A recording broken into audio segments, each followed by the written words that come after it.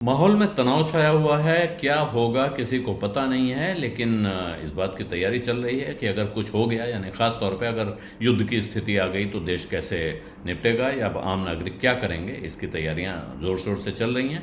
लेकिन इसके बीच शेयर बाजार में जाहिर है बिल्कुल अनिश्चितता को देखकर या तनाव को देख के मायूसी छाई हुई है, और उस मायूसी का ही नतीजा है कि आज एक दिन में 6 लाख करोड़ रुपया स्वाहा हो गया है मार्केट कैप में से।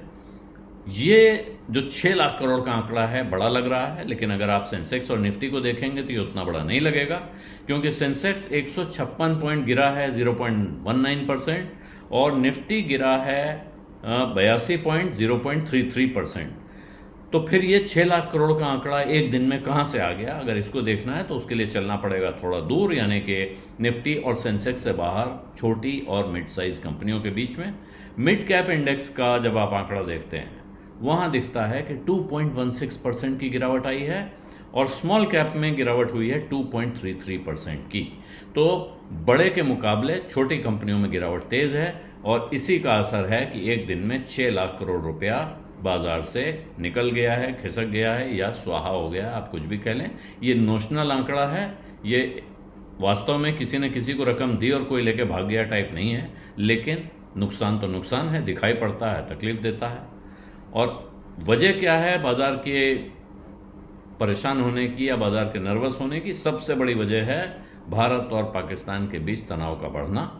उसके साथ जो विदेश से संकेत हैं वो भी अच्छे नहीं हैं, क्योंकि वहां भी लोग सांस रोक के इंतजार कर रहे हैं कि अमेरिकी फेडरल रिजर्व क्या नतीजा लेके आने वाला है, उनकी पॉलिसी आने वाली है, और उसकी वजह से वहां भी थोड़ा सांस रोक के लोग बैठे हैं कि ठीक है, जब फैसला आ जाएगा तभी तय करेंगे क्या करने वाले हैं। और तीसरी चीज है कि जो भारत में कंपनियों के नतीजे आ रहे हैं, मार्केट के क्वार्टरली रिजल्ट्स आ रहे हैं कंपनियों के, उनमें कहीं भी कोई ऐसी उत्साह बढ़ाने वाली चीज नहीं आ रही है जिसको देख के कंपनियों में, बाजार के खिलाड़ियों में, इन्वेस्टर्स में एकदम यह हौसला आ जाए कि नहीं नहीं जी लगा दो, अब बिल्कुल कोई चिंता की बात नहीं है, इधर उधर की परेशानियां भूल जाओ, इतनी बढ़िया कंपनियां इतना शानदार काम कर रही हैं। तो वो वहां से जो बूस्ट मिलने की उम्मीद थी वो है नहीं। तो ये कुल मिला के कारण हैं जिनकी वजह से तकलीफ हो रही है। और एक तकलीफ का कारण और है कि अमेरिका और चीन के बीच ऐसा लग रहा था रिश्ते सुधर जाएंगे, जल्दी ही मामला सेटल होगा। ट्रंप साहब ने एक बार सबको डरा दिया है, अब वो धीरे धीरे हर एक को टेबल पे लाके बात कर रहे हैं, लेकिन उस मोर्चे पे कोई साफ संकेत नहीं मिल रहे हैं जिससे कहा जा सके कि अब अमेरिका और चीन के बीच वापस व्यापारिक रिश्ते सामान्य की तरफ बढ़ेंगे, बहाल होंगे, जो भी कंडीशंस के साथ।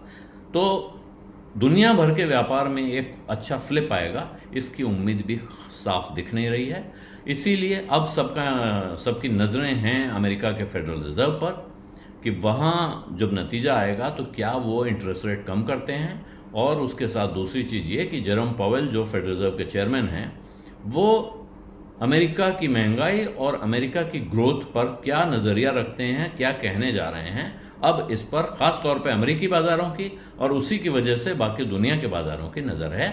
वहां से शायद अब अगला संकेत मिलेगा कि बाजार किस तरफ जाएंगे।